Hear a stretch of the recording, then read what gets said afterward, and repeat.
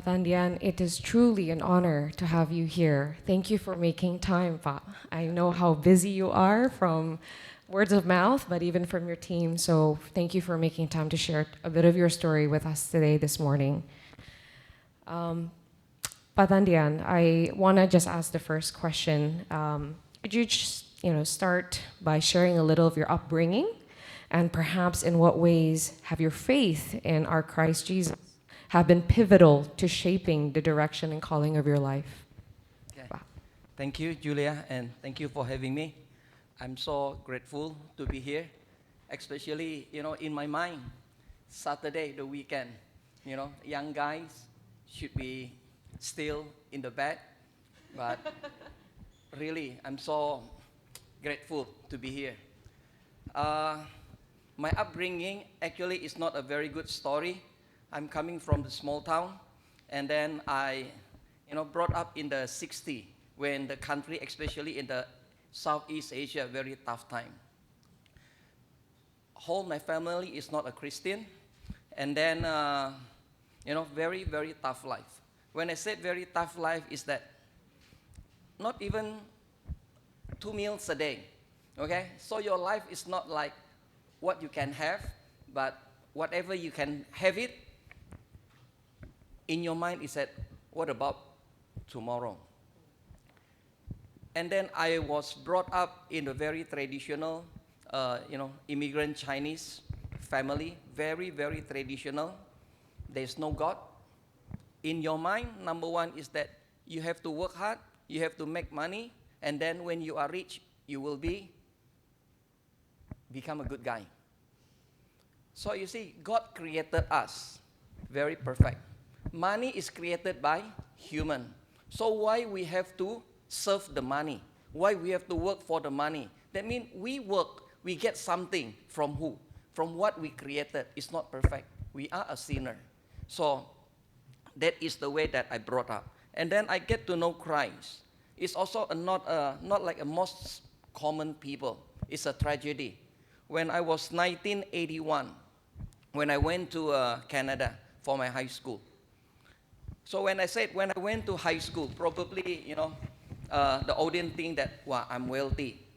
Actually, it's one-way ticket, okay? One-way ticket to go to Canada for high school. The tragedy is that I know Christ, my roommate was raped and was killed. I was 16, not yet 16. And then I was detained by police because they like to take my DNA.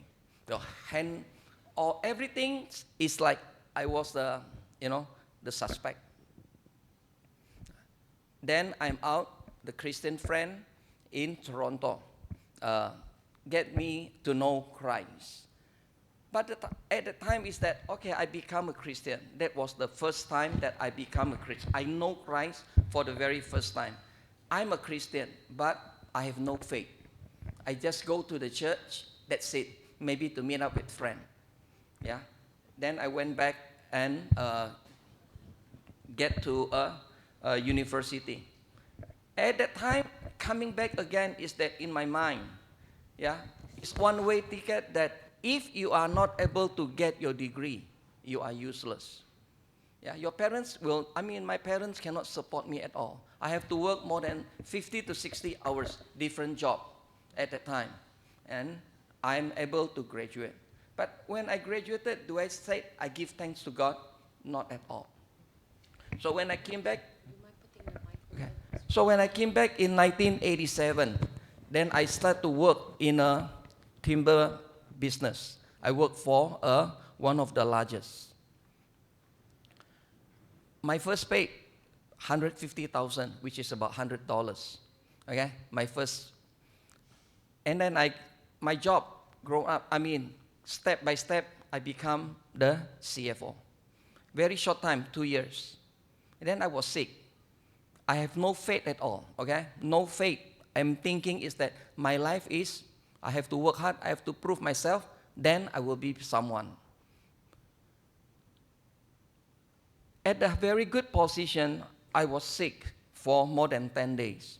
Yeah, I was hospitalized, and then the doctor couldn't find anything. So I was like in the despair. I said, God, if this week, if tomorrow I can discharge, this Sunday I will go to church. So that is the second calling.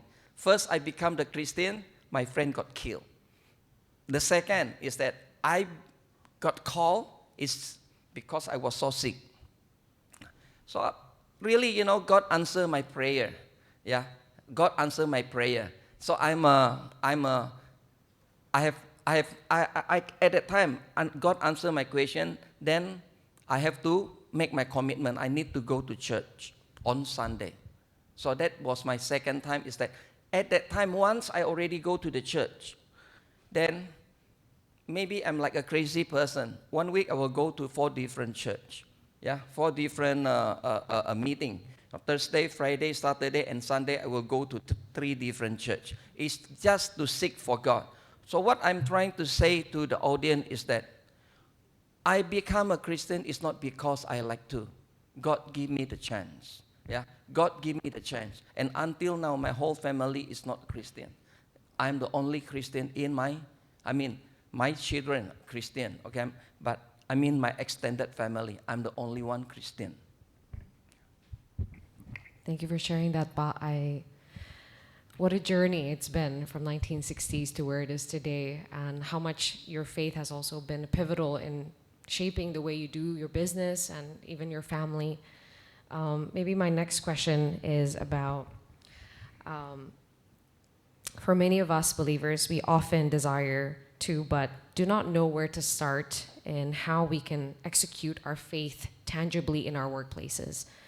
Where did that journey of consciously applying your faith to what you do, but where did that begin? How your faith translated tangibly in what you do in your work? First of all, when we said we are a Christian, we are the number one that always my pastor, you have to afraid of God. What do you mean you're afraid of God? That means you have to follow what your God are doing. Who is our God? Jesus. When Jesus come to this world, he is the created, become a normal human being.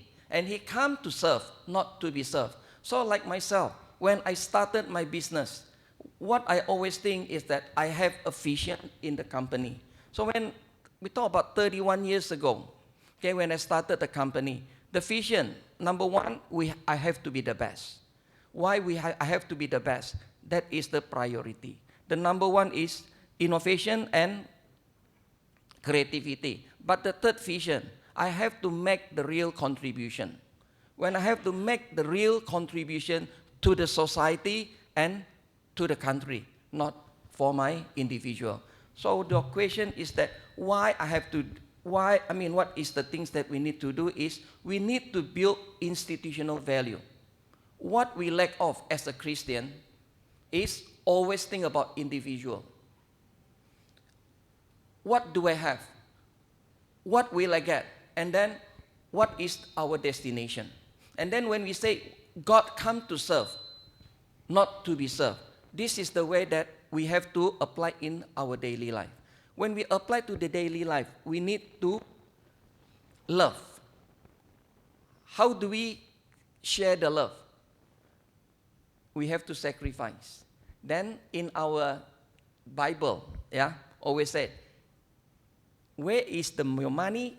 That is where is your heart is. Now, so when I run my business, my first principle is that, you see the third vision, I have to give back. So 80% of what I get every year, I give back. 80%. So when I have that kind of principle, I don't care whether you are a multi-million or extremely wealthy person, but you have to be the salt, you have to be the light, you have to give back. Thank you so much, Pa. I'm sure that challenges a lot of you here who are entrepreneurs and business owners. But it stems from a very strong, convicted place, Pa, I can tell. It leads me to my next question. Pa Tandean, you are known to challenge business norms in Indonesia by ensuring that your factories improve the lives of your employees and the surrounding community. You talked about that briefly. Could you share about what that looks like on the ground? Thanks, Julia. Another thing is that when I'm running my business, we have to understand, I need to always give thanks that when I was born, okay, my parents are not, I'm poor, not even can go to hospital. So my mom, I'm the only one born in my house, yeah. And when I go to my elementary school, primary school, I not even have a shoe, I'm not even have the shoe, and the uniform, yeah. When I was in the primary school, the uniform is white and white. I'm in the Jesuit school. I have only one. So I live in close to the river. There's no tap water. So the white shirt become yellowish. Only one. So when I go to school, I put on t-shirt. By the time almost get in there, then I wear my shirt. Why I have to say this? This is the principle that I have to manage my people. When I said I have to manage my people, that means I use the Indonesian, okay? Memanusiakan manusia, manusia dimanusiakan. Memanusiakan manusia, manusia dimanusiakan. Why I have to say like that? Because when you have a power, you make yourself different. Yeah. When you have the money, you make yourself different. So right now I challenge, okay? It's not, I challenge you guys. Do you eat the food, the made food, or you ask them to what you eat and then the leftover you give to the maid? Most of the people is that they will eat something and then maybe the leftover they give it to the maid.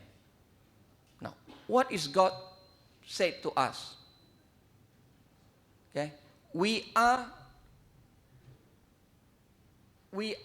the dove. Yeah, God sent the dove among the wolf. That means we as a Christian, yeah, we've been saved. We cannot live within our community.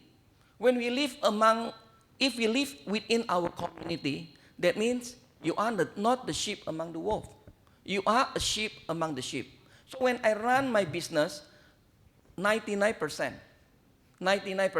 I eat the same food of everyone.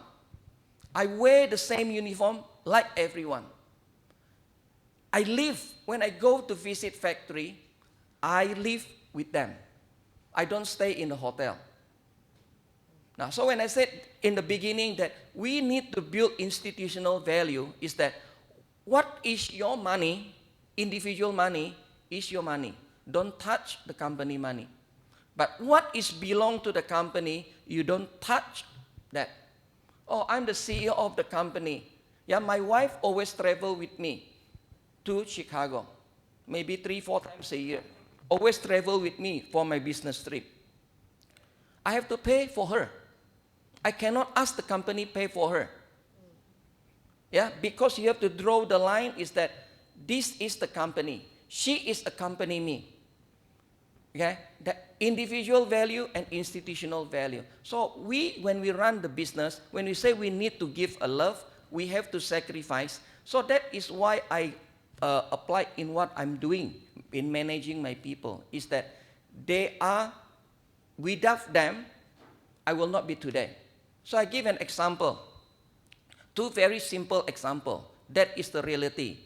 Maybe most of you are not born, maybe also already born. In 13th of May, 1998. Yeah, 13th of May, 1998. My partner told me, yeah, my partner is, telling me is that you have to get out in your area. Yeah, there will be something happen. It's happened in the evening. I went back, maybe 2 in the morning. Yeah. The looter went everywhere except my house because someone is looking after the house. So can I share that? Oh, because God loved me so much, then there are someone is looking after the house, so there no one getting in there. Not at all. Okay? Because I sacrifice for my people. Why I have to sacrifice? Because this is what God teaching me. And I do something for what God expects me to do, that is the way that God also protect me. That is, I took my family took my family to Singapore on the 14th in the morning. But on the 15th, I came back. The reason why I have to come back is that because on the 15th, I have to pay the salary for my workers. At that time, you have to sign the check. If you don't sign the check, what happened with them? So my family, my wife said, you are crazy. Everyone is getting up. Why you have to go back? That is 15th of May. The same like the COVID. Okay? I was in Singapore. I took my parents there for medical checkup. And then the Singapore government said, 24th of March, if I'm not wrong, okay, 2020.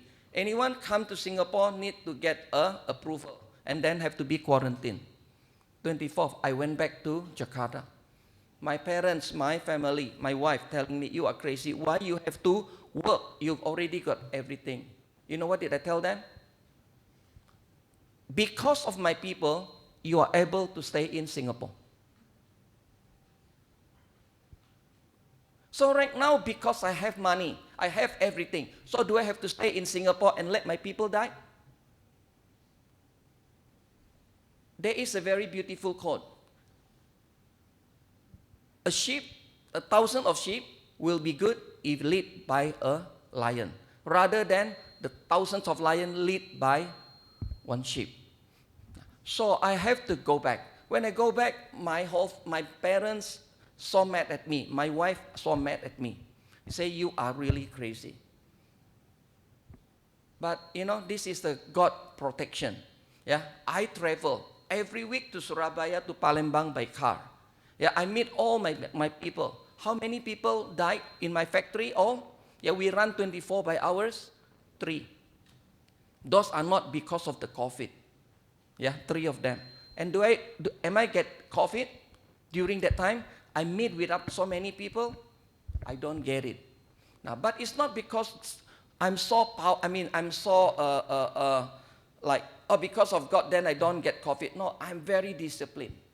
I am very, very disciplined to follow everything, all the regulation. Yeah.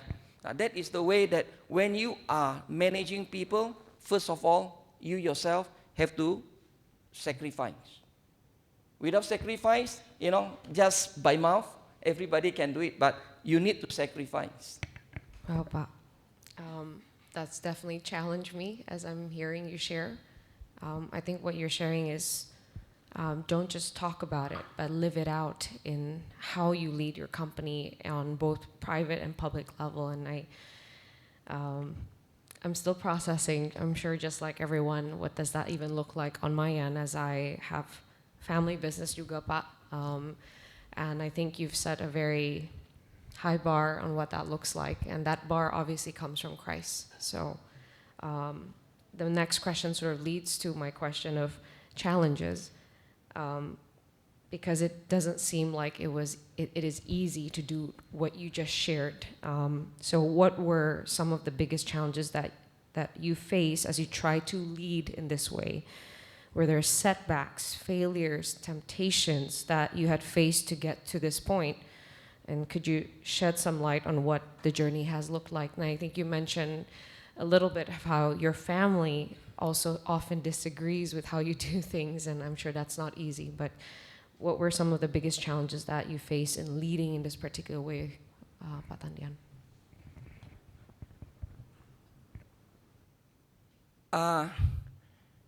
Very simple but very tough. My challenge, biggest challenge actually is myself. The biggest challenge is myself. I'm a perfectionist. Yeah, I'm a perfectionist. When I do something, I have to do really, really well. Yeah, I will not okay, never mind, just do it. So when I build a factory, I have to think, when people are talking about sustainable, when I'm talking about green industry, I started 31 years ago. The reason why I always think upfront is how many people in Indonesia during my time have a chance to travel, to study abroad.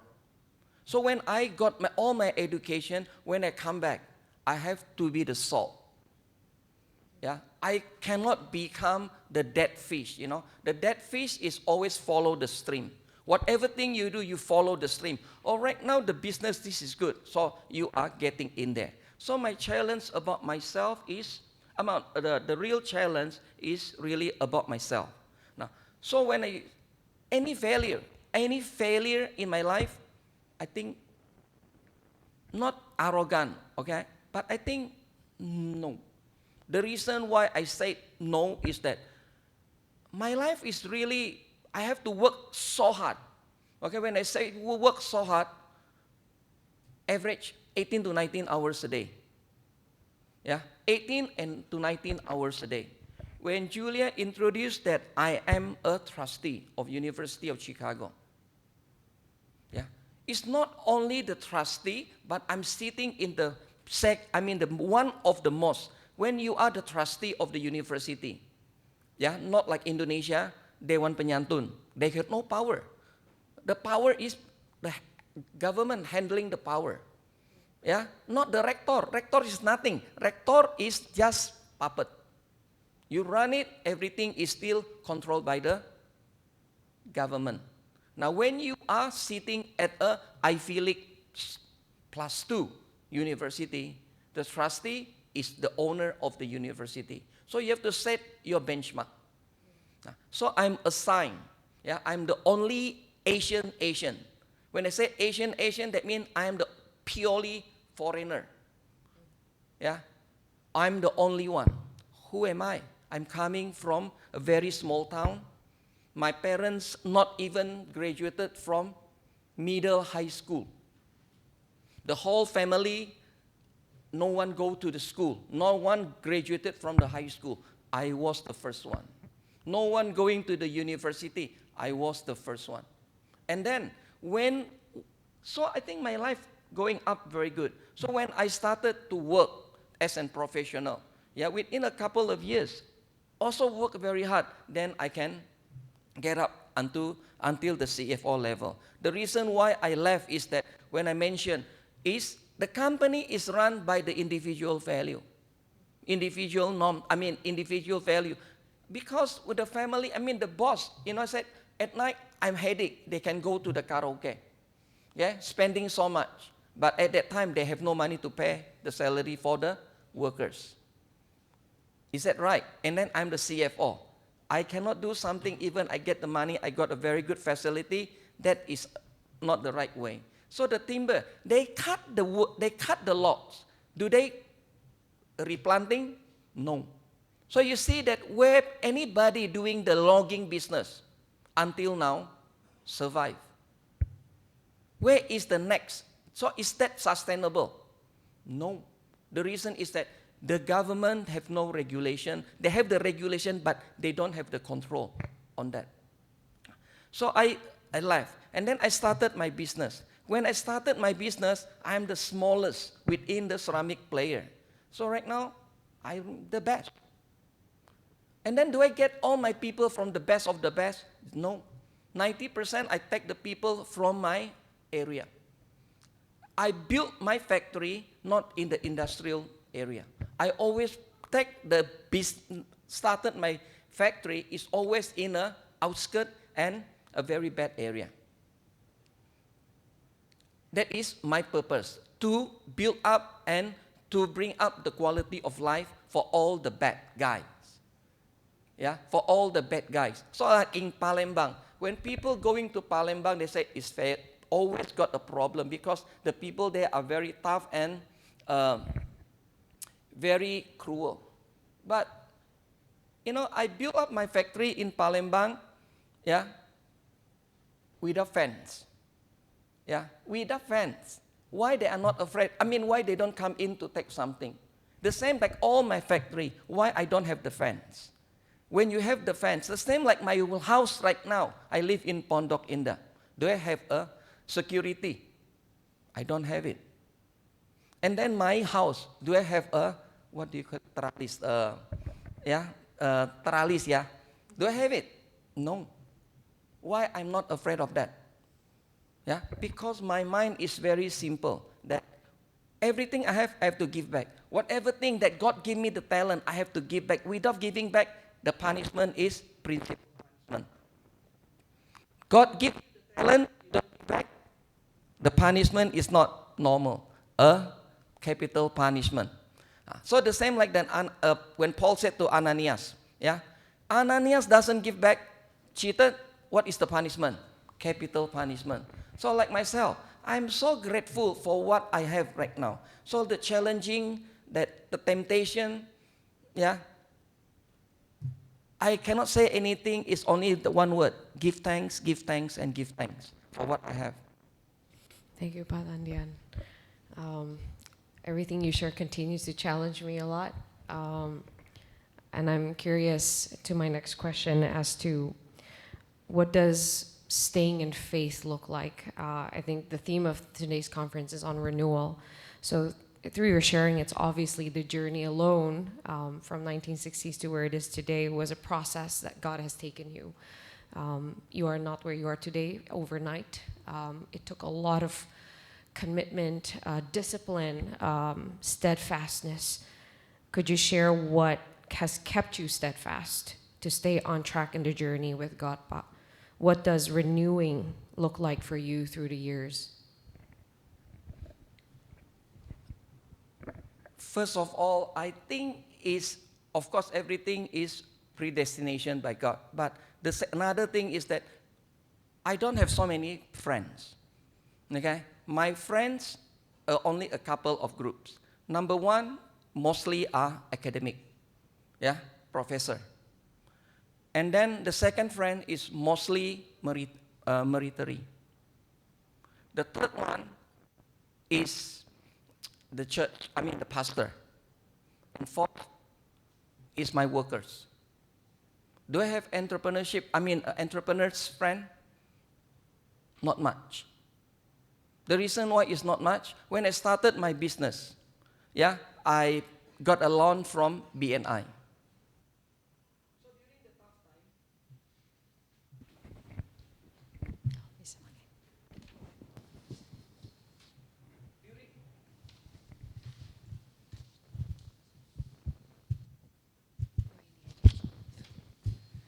So when I started my business, I get a loan from BNI. And during a tough time, a group of friends, we get a loan from the BNI. They say, hey, anak muda, yeah, young guy. Because when I started my business, I was 27. And then I'm able to get quite a big, for the loan. They say, don't be the hero. Yeah, don't be the hero. Yeah, during this time, the bank will not ask you to pay back. Yes, it's evergreen. Can you imagine the entrepreneur that you look up and then telling you, anak muda, jangan sok-sokan, jangan jadi pahlawan. Why you have to give back? Yeah, number one. Number two, why I don't have so many entrepreneurs friends? They can dress up so nice. They can dress up so nice. But at home, they treated their mates so bad. They treated their workers so bad. Yeah, I'm in the manufacturing business. How many people right now are doing manufacturing business? Not much. The challenging is so much. Okay, so much challenging. That's why, like most of the generation, I know that I have to be smart. Yeah, the God say you have to be smart as a snake, but you have to be sincere like the dove. So that is the reason why my people are not from Jakarta, not from a big town area. My people is always coming from the fourth tier city. Because they give thanks, they bersyukur bisa dapat kerja. Bisa bersyukur can go abroad. Yeah, I take my team, okay, almost every year, like, okay, the cleaners, take them to Singapore. Why botanic garden? How many hectares? How many people working there? Why they are so clean? And then you look at the toilet. Yeah, why the toilet? So many people going in, but it's so clean. Because if you're telling them and telling them and telling them, they don't have the understanding. But when you take them, they see something. So this is the same, like you are running business, whatever thing you say. Your generation and my generation are completely different. Yeah, completely different. But even in my generation, a lot of my friends are always like NATO. So the reason why I don't have so much entrepreneurs friend. Yeah. And when paying tax, they also say, why we have to pay? Our Bible said, what belong to Caesar belong to Caesar. What belong to Jesus belong to Jesus. And then why we have to try to avoid? Yeah, why we are trying to avoid? Now, if you are really smart, why you have to stay in abroad? What you stay abroad is that the money you bring it out. If you are the hero, go deep into the second, third tier city. The same like our Savior. Where is our Savior? Jesus serving. Always going down and going down and going down. And then if let's say we as a Christian, we always think we like to go up. That means it's against the principle of why we are afraid of God when I said in the beginning. So my challenge is always about myself. So like when I say that, my friend, and why I'm so close with my workers. Yeah, I spend, I think, most of my time with my team rather than with my family. If you ask my other C-level, do they know many people like me knowing the people on the ground? No, I know much more. You can check my HR people. HR should know more, But HR, different factory, do they know others? They don't. I know more than them. The reason why I know more than them is that I always take the principle, God give me the talents, I have to give back. I have to give back. Yeah. And the providence of God, within my life. I have 2 children. Yeah, a couple of attendant here is also a friends of my son and my daughter. Yeah, Steve are very close friends, very close friends, son. Yeah, he knows about my life a little bit. Yeah, some of them. My children, 2 of them, one become a medical doctor. Yeah, very tough. Study in US and then study at Duke and US. And within very short time, right now he's a OBGYN. A lot of her friends will ask her, hey, Jia, who is backing you up? Why you can get in? She can get in because she worked so hard. During odd hours, like nobody like to work, she worked. And then she got a lot of recommendation. Do I get her anything? Nothing. So my son, another one is that he has his own business. And sometimes he's helping me. So everything is fine. Yeah, my son is not the alcoholic, no drugs, nothing. So I'm so grateful. Yeah, within the running business in my life. So whatever thing I have, I'm really grateful. That's why should not I give back? Yeah, in everything, not only my wealth, but my time, my idea, whatever thing I should give back to be the salt. Yeah, to be the salt in my life. Thank you for that reminder, Tandean. I'm going to go to the last question. Most of us here in this room are still perhaps starting our careers and perhaps just in the start of building young families. Are there any wisdom, key advice that perhaps you're able to share to all of us as we navigate our late 20s and 30s, trying to raise God-fearing families and yet also be the kind of blessing as you are to our city and nation, Pa? And you've kind of touched upon that throughout this conversation, but if you could leave a particular wisdom or key advice for this audience. I think the audience are very, very smart audience. Yeah, the reason why I said most of you are very, very smart. Right now we are in Indonesia, but we have to, the sharing everything have to be in English. That means you guys are better than other people. And then how many people are study abroad? I think most of you are study abroad, right? My wisdom to you guys actually is like what Gandhi said, my message is my life. Yeah, my message is my life. The same like Ibu Kartini, the beautiful word. Yang menjatuhkan kamu bukan orang lain tapi dirimu sendiri. When I give sharing in the beginning, when I get back, my pay was 150,000, which is $100. And then I have a girlfriend. I share with her, how much do I get? And when we go out, can you imagine that we go out for 5 years before we get married? I think 95% we don't go to restaurant, kaki lima. When I get married, my cost is 5 million rupiah. My wife punya apa? Itu sewa. Yeah. So we video everything 5 million. That's it. Yeah. Everything is budget. Yeah.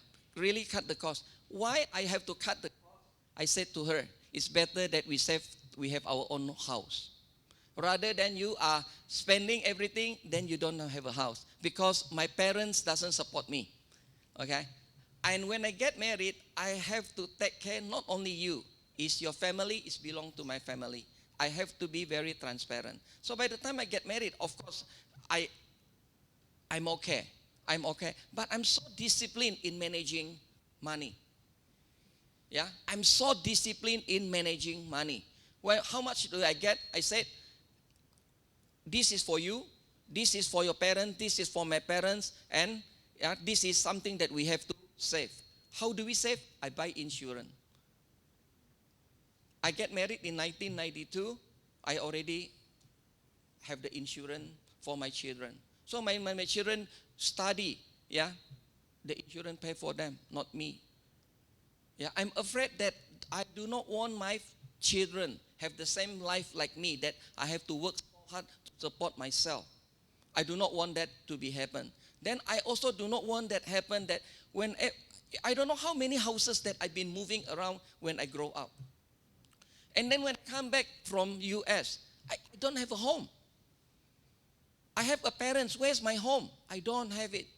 Yeah, I'm from Pontianak. Do I have home in Pontianak? No.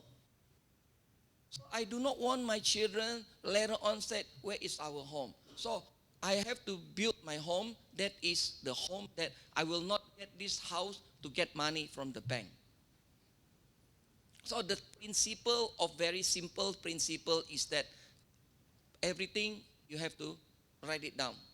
Yeah, you have to write it down. But when I get the 150,000 until I could be today,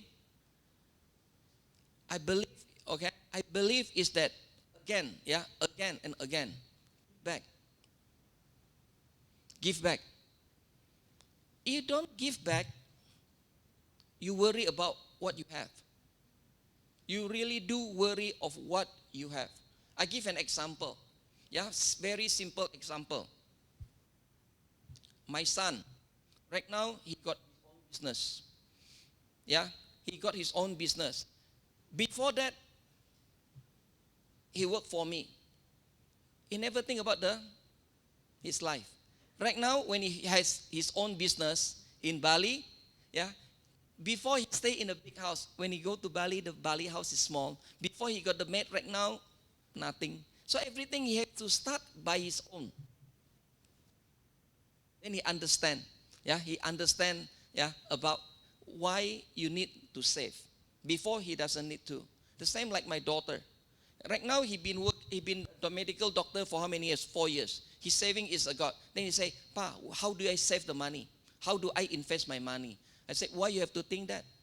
No, this is for my, And whenever she buy things, she said, wow, this is so expensive. Why so expensive? I work for 1 month. This thing have to worth more than 4 months. How could it be? And then what happened to her before? She doesn't have to worry for that. Okay, the mom buy for her. But right now when she make her own money, then she understand about the real life. What I'm trying to tell the audience is that just be yourself. Don't work for money. Like I said, money is created by us. We are the sinner.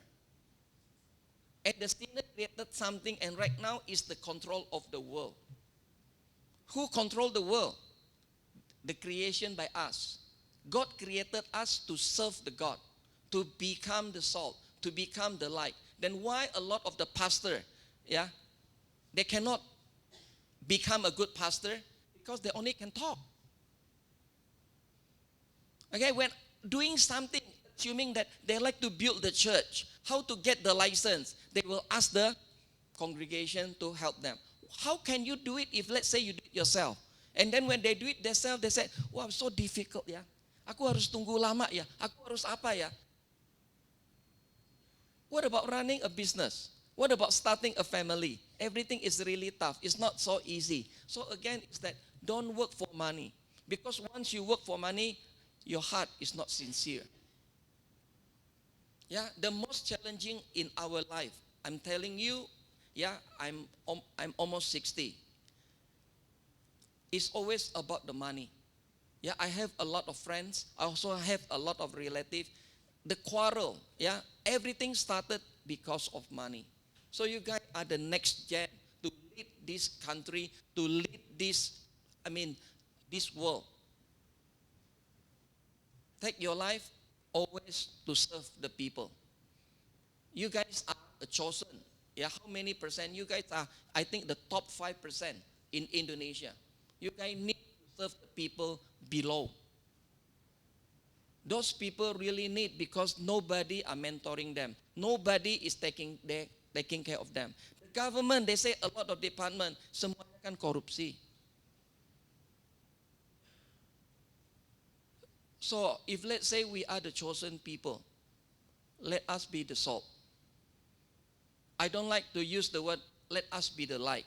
Because when you are the light, you always like to, you like someone to see you, but become the salt. No one seeing you, but they need you. Thank you so much, Pak Tandean. I personally have a lot to ponder and reflect after hearing your story, but what really stood out is the life of a Christian is a serious one, Pak. And then when God found us or met us, there's purpose. There is discipline that comes with that life and a certain way of living. And I think oftentimes in our generation, we take a lot of that for granted. We take God for granted a lot. And we're so charmed by comfort. And we forget that faithfulness will come with all these challenges. I think a lot of the things that you share is certainly not an easy one. The calling to get back 80% of what your company makes, I'm sure is much harder. No, not the company. It's personal. Personal. Yeah. But even that is obviously easier said than done. But I think when you have Christ in you, He makes that possible. He makes that living possible. And I hope that today's conversation is a blessing to you, a lot to think about, a lot to process. And I hope, as it is very tangible to what you share about, serve the people as God has served us in telling us to do that calling. Thank you so much. Can we give Pak Tandean a round of applause?